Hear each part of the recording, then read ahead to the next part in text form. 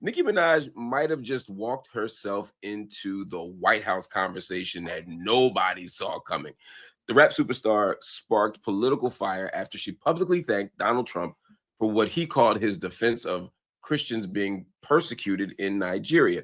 Now, after her comments went viral, Trump's UN ambassador, Mike Waltz, personally invited Nicki Minaj to the U.S. Embassy in New York to, quote, talk more in depth about how America could protect Christian freedoms worldwide. But here's the thing. Experts say Trump's claims don't match the facts. Reports from the Associated Press and others show that violence in Nigeria hits both Christians and Muslims, driven more by politics, poverty, and land disputes than actual religion. Nigerian officials, of course, have pushed back. They call Donald Trump's statements outdated and misleading. Still, Nicki Minaj doubled down online, saying empathy for persecuted people shouldn't depend on political sides. Now, all eyes are on Nicki Minaj. Is she going to take this meeting? And also, is hip hop's queen really planning to step into one of global politics' most messy debates, especially as the bulk of her fans, a large chunk of her fans, not the bulk, but a large chunk of her fans are queer, and this administration has done harm to that community while she ain't said a damn thing. So I got a few ways I want to take this on. I'm less interested in discussing tonight the internal politics of Nigerian ethnic and tribal battle, simply because that's not my area, and we got some experts coming in here on Night School to talk about that next week. But let's start with Nicki.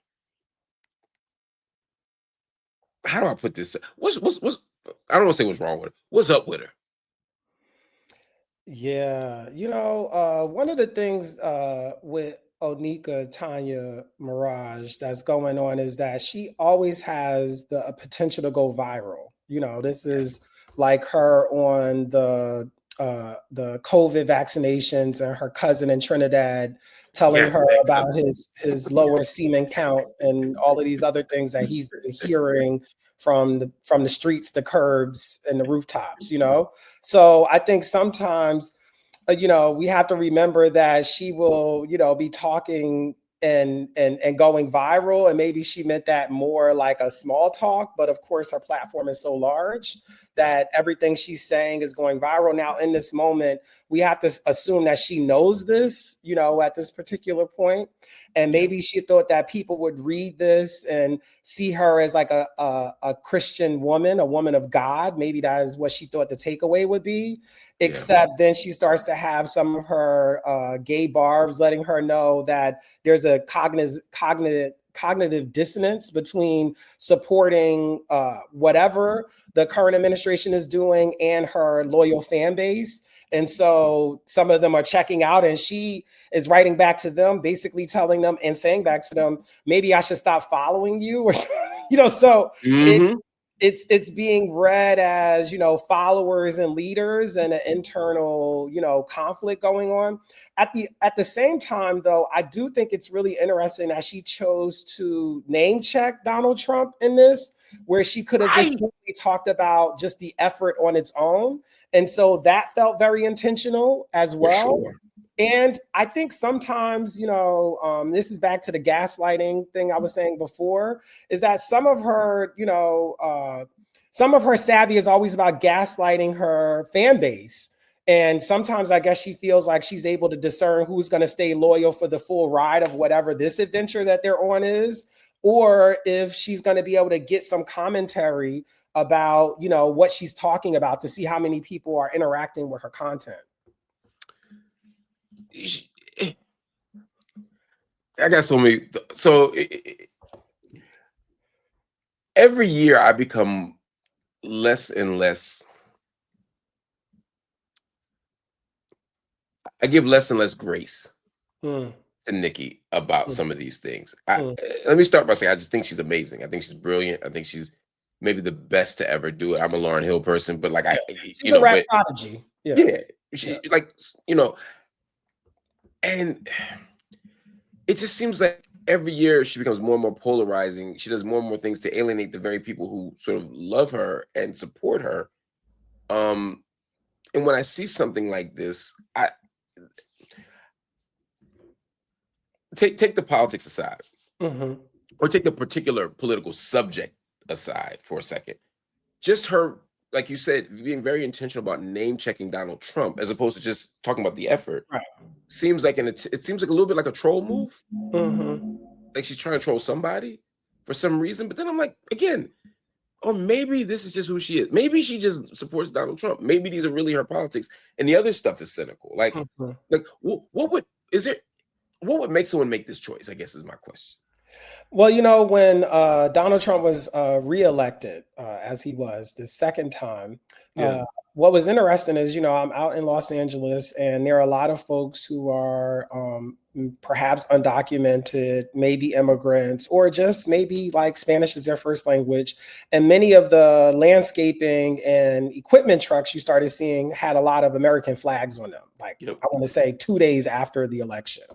And this is giving, and part of the reason why I bring that up for folks who are wondering is that Nicki Minaj is an immigrant. She was born in Trinidad. Okay. And Right. so there's a part of me unsure because we know that there's a lot of other things going on in the background, like there are lawyers for different things going on.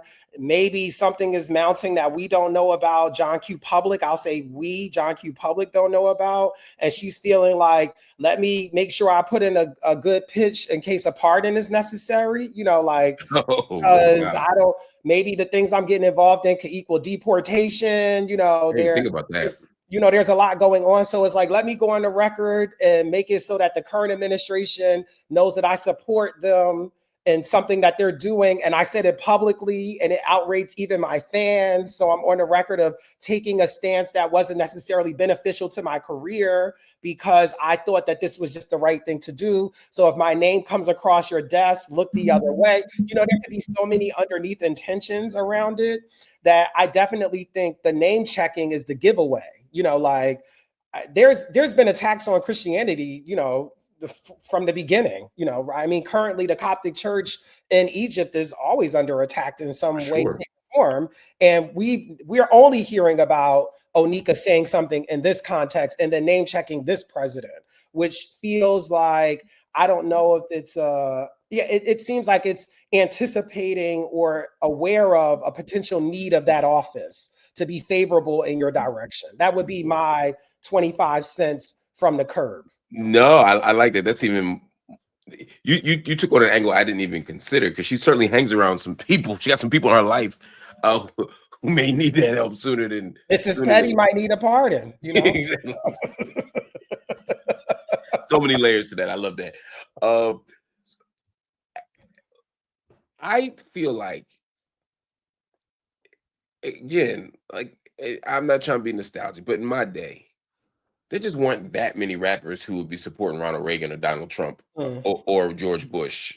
Mhm. But it feels like rocking with Trump is so much easier for so many of today's artists. And I get Lil Wayne was like, look, I got some legal problems. I'm gonna look like a hostage with my thumbs up next to Trump. I ain't mad at him. Kodak Black, I get some people are doing this for very specific Mhm. reasons.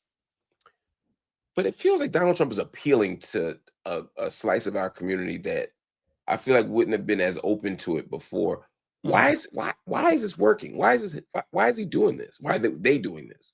Yeah, I'm probably going to speak an unpopular opinion right now, and that is uh, the Biden-Harris administration was underwhelming.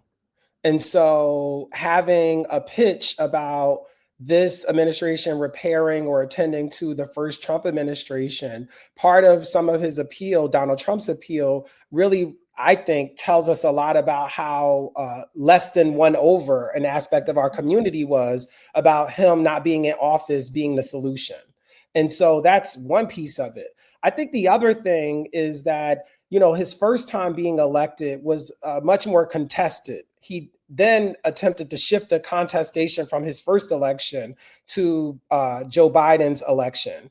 And then he then is elected, in what we would consider to be a fair and free election. And so that makes it a little different. When he got in the first go around, it was a lot of contestation and people having screw face on it. So it was like, you know what, maybe he's not really the president, whatever.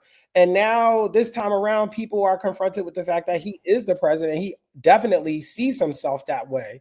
And if you have certain kinds of issues going on that normally you would appeal to the president of the United States, then people are doing that and trying to find a way to do that. and making sure that this is back to Snoop performing and the conversation people had around it. His answer was he was elected as the president of the United States. I think Nelly said, I was raised to respect the president of the United States, that kind of The thing. office, right. Right. If not the person, at least the office. Yeah, the first time around, there wasn't that going on. It was a shroud of, controversy that he was elected in the first time. And that idea that Hillary should have won idea. Then this time, even if people felt as though Kamala should have won, we've not seen any, voter fraud, any of those things that, Donald Trump alleged happened when he tried to be the 46th president. So I think that's one of the dilemmas that people are confronting, that if you're living a certain life and you're into some wild stuff and you need some presidential oversight, you have to appeal to the president who's in power. That's one thing that they're doing. Now, at the same time, I think one of the issues that's happening is that we're seeing 300,000 Black women have lost jobs. We're seeing, SNAP benefits could be canceled, or if a federal judge hadn't stopped it, they wouldn't be paid out. We're seeing that there's still a government shutdown that's disproportionately impacting Black communities. So that becomes really, a dodgy scenario if you are a Black artist, a Black music artist, and your audience is predominantly Black people, and you are appealing to someone who seems to have policies that are at the disservice and at the detriment of the community that supports your music. Would it be too simplistic to say Lil' Kim would never do such a thing? Well, it wouldn't be simplistic. I would say Lil' Kim has not done that. And remember, Lil' Kim had to go to federal prison in Philadelphia. Okay. Lauryn Hill had to go to prison in Connecticut. Okay. So there are people who had to do that, and they just took the charge, and they didn't do all of this presidential appeal, even if it might have been Obama who was president at the time with Lauryn Hill, and someone more favorable when it was Lil' Kim. Oh, but you just hit me. I mean, there's some other giants up there, Queen Latifah, MC Lyte, but when we think about Lil' Kim, Nicki Minaj, Lauryn, I mean, those might be the three biggest woman rap acts we've ever had, and they all, wow. They all have had to negotiate things that some of these male rappers haven't. I'm just thinking about two of the three did Fed time. Nicki Minaj is not looking at any kind of jail time, but she's certainly, the fact that we're even thinking that that this could be a possibility for a friend, for a loved one, right? And that she might need a potential pardon in her back pocket, not for her. I'm not alleging Nicki Minaj committed any crimes. Right, exactly. Right. Yeah, we're not alleging that. Yeah, but just thinking about that this is even a dilemma. Yeah. Says a lot. Yeah. And I mean, even on the Nicki point, while her career in many ways really gains a lot of momentum after going before Angie Martinez and clowning Lil' Kim, in the back of your mind, Lil' Kim is your predecessor. And so what makes what happened to her any less possible than what can happen to you? Especially if you're calling yourself the queen of rap. Right. And then we add Remy to it. I mean, there's just so much of this. It's so fascinating, man. There's somebody out here watching this that hears you're a sociologist and you've called other people sociologists who are in the public sphere. Why should Black people care about sociology? Because it's people science. And one of the original people scientists are Black people. So, for example, when we go into a room, it could be a conference, it could be to work, it could be just a waiting area at the DMV. Oftentimes, we're looking and assessing the seats. Where does it seem safe and possible to sit? We're often counting, doing quick demography by counting how many people of color are in the space at the same time as us. We're looking for the exits, seeing if they're fully marked, sitting nearby. We also, many of us are raised to sit facing the door or any exits or entry points so that we can know how to leave. These are fundamental ways to assess the social world that form a science about how people move. And that to me is sociology. The other thing, just why I often really spend a lot of time in qualifying creative artists and musicians that way, is because music is probably one of the first forms where Black people were paid to communicate with each other about our experience. And so that's often what sociology is about, communicating what the collective experience is. And so this is why I think we have to reclaim and think about all of what we're doing, especially when we talk about the Black experience, as deeply sociological.